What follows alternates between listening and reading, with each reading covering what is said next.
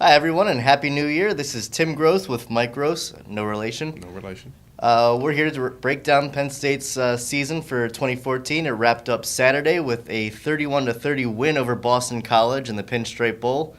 Dramatic fashion, just like how the season started with Sam Ficken splitting the uprights and There you go. giving the Nittany Lions a win. But whatever came in between was a lot different for Penn It State. really was. It is, Christian Hackenberg threw for probably 700 and some yards in those, probably close to 800 yards, come to think of it, in those two games, the opener in Ireland against Central Florida and the Pinstripe Bowl last week. And,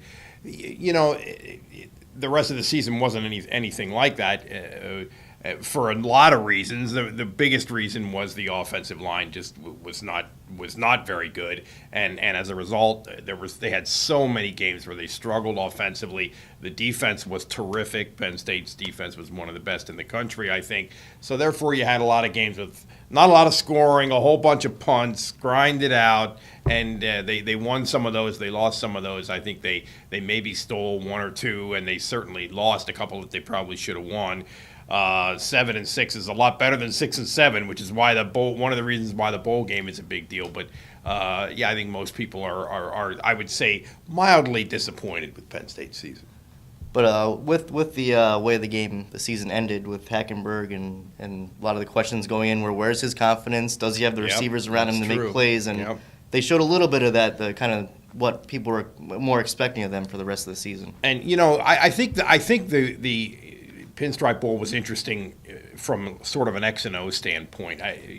James Franklin talked a lot in the run-up to the game about how complicated Boston College defense is and how their coordinator was a guy who really likes controlled chaos and a lot of blitzes coming at you from a lot of different angles. After the game, he said, he sort of suggested, we kind of figured out what they were doing, and we knew where the blitzes were coming from, where the pressure was coming from. We gave the O-line and Hackenberg keys that they could look at to kind of protect, and as a result, they protected Hackenberg better and pass block better. So that makes Hackenberg a better player. That makes the receivers better because they can complete their routes and get open. And of course, the freshman Chris Godwin had a huge game, and so that's something that you would maybe think of as maybe that's a springboard going forward. So I guess that's the offense. The offense that you saw in the Pinstripe Bowl was maybe what they hoped they could be and what they thought they might be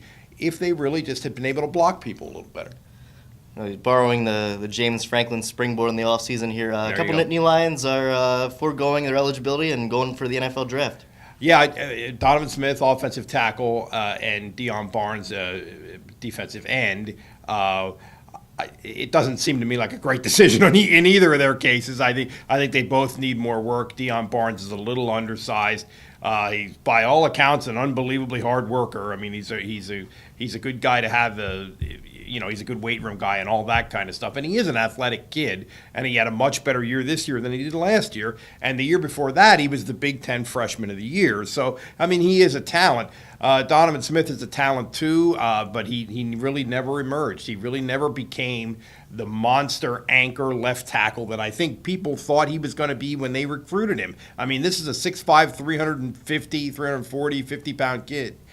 But he still has a ways to go in terms of just becoming a good college, becoming a good Big Ten left tackle, much less an NFL player. So, I mean, we'll see. Who knows? I'm not sure that either of those losses is a disaster for Penn State going forward. We got those guys are heading out. We got a bunch of seniors leaving, and we've got some recruits coming in for Franklin, and a couple guys have enrolled early. And two guys who have enrolled early, Sterling Jenkins and Paris Palmer, are offensive tackles.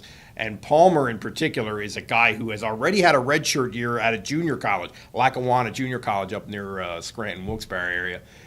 So he might be a mature guy. He's 6'8", 305 pounds.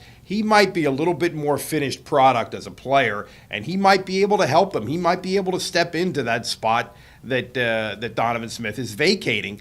I don't think Sterling Jenkins is ready yet. I think he's a project. Just looking at him physically, he also 6'8", 300 pounds, but I don't think he's ready yet. It's good in football terms for both of those kids that they were able to enroll early. And, obviously, this is the position group where they need the most help.